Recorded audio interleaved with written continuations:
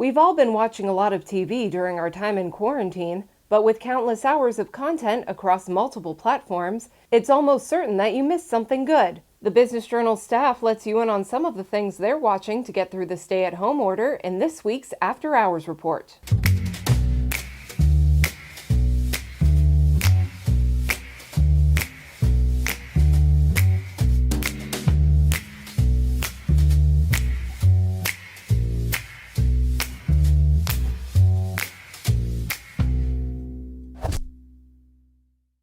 The After Hours Report is sponsored by Eastern Gateway Community College. With more than 35 programs, EGCC can help you with your career preparation and transfer plans. Hey there, all you cool cats and kittens. It's Carol at Big Cat Rescue.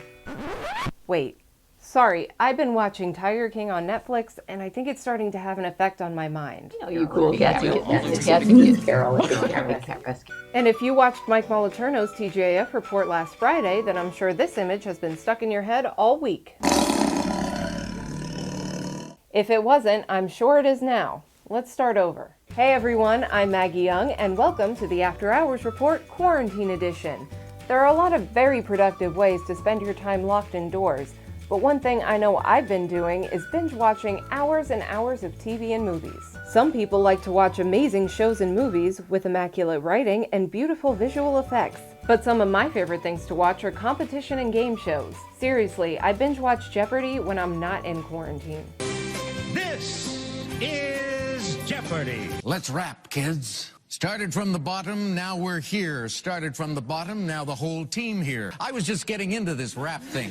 I'm not too good at it, but I was getting into it. And by the way, if you have a subscription, there are several episodes of Jeopardy on Netflix, along with some other great shows. Like a glass-blowing competition called Blown Away, Idiot Test, where teams compete to answer brain teasers, and one of my favorites, Awake, where they sleep-deprive contestants for 24 hours and then have them compete in challenges. But by far, one of my very favorites is Nailed It. To bake or not to bake? It's a baking competition where they bring in some pretty terrible bakers and have them try to recreate masterpieces, and it usually doesn't go well. Watching that show really makes me feel a lot better about my own baking skills, and to be honest, I would completely dominate on that show, because really, it's all about presentation. You may be able to bake a pretty decent tasting cake, but if it doesn't look good, no one's gonna eat it. So to prove I have what it takes, I got my very own One Hot Cookie decorating kit.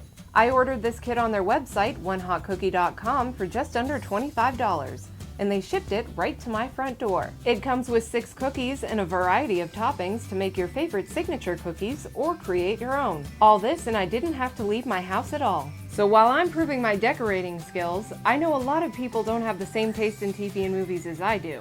So I rallied together some of our Business Journal staff to tell you what they're watching.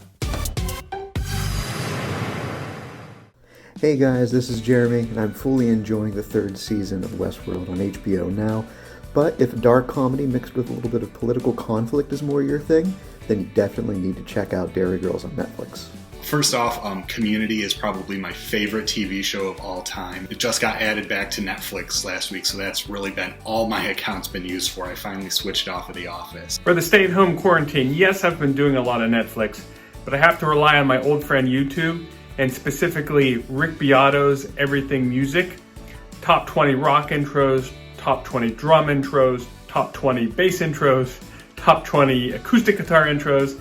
Can't get enough of Rick, so I suggest you check him out on YouTube. The second show is also a Netflix show. It's called The English Game, and it's about the birth of professional soccer in England. One new show that I've been watching a lot this season is Dispatches from Elsewhere, which is on AMC. It's about a group of 4 people who are kind of thrown together to solve a mystery, like a game, like they think they're playing a game. It may or may not be a game.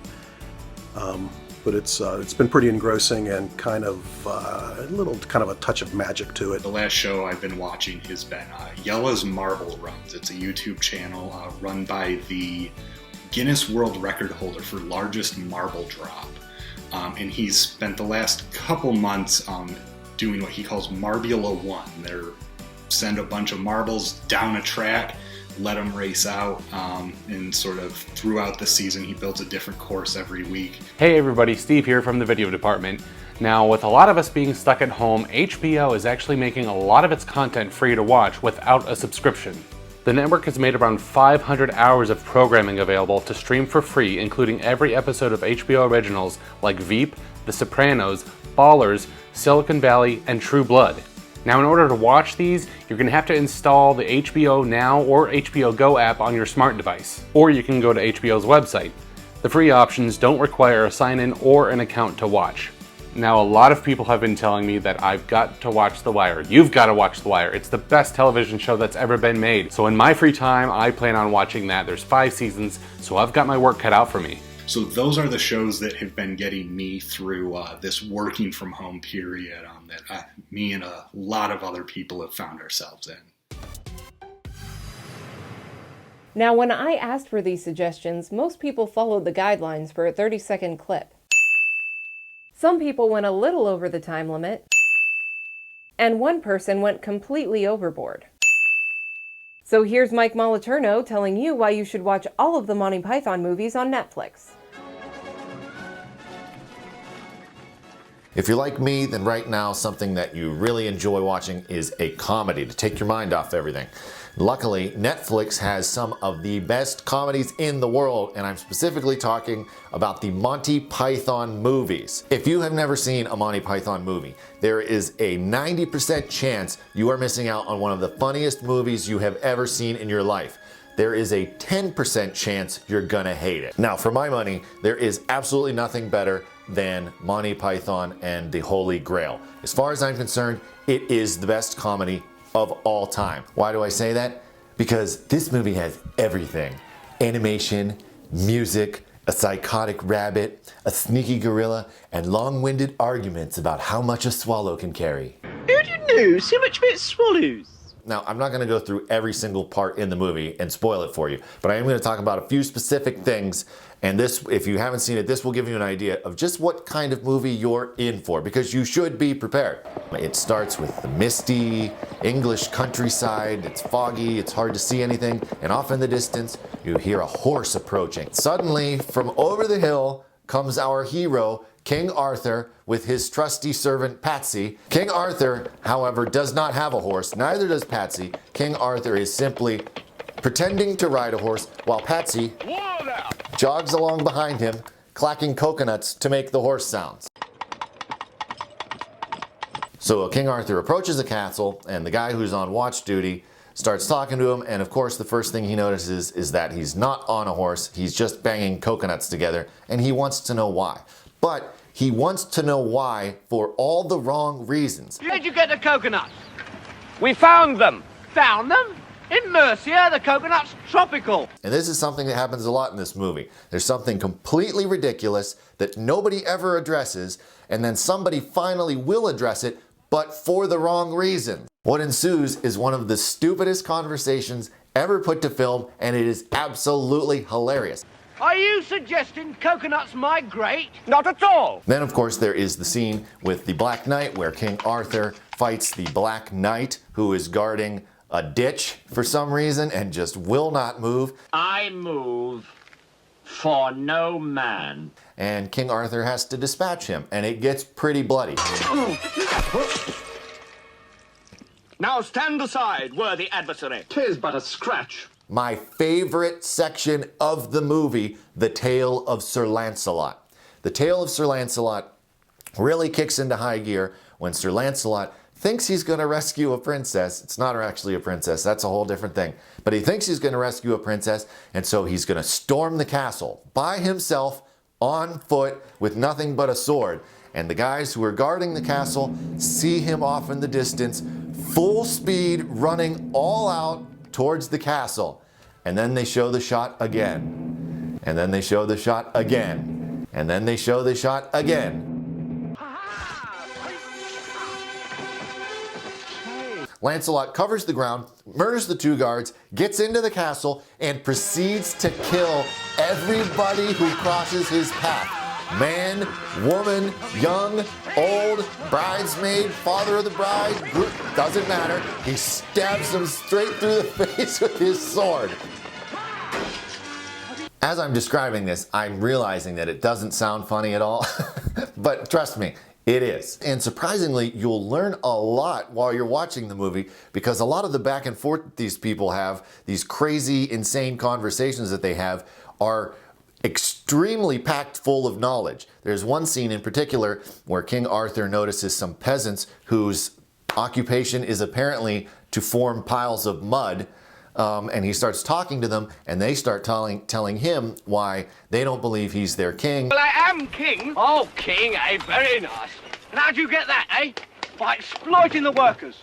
Because they live in a different form of government, some kind of commune, and they proceed to tell him all about how their government works, and you'll learn a ton about government listening to this nonsense. Will you shut up? Ah, now we see the violence inherent in the system. Shut up! A couple other highlights include the knights who say "ni." Who are you? We are the knights who say... No, not the knights who say ni. And all those poor knights who say "ni," all they want in the world is a nice shrubbery. One that looks nice and not too expensive.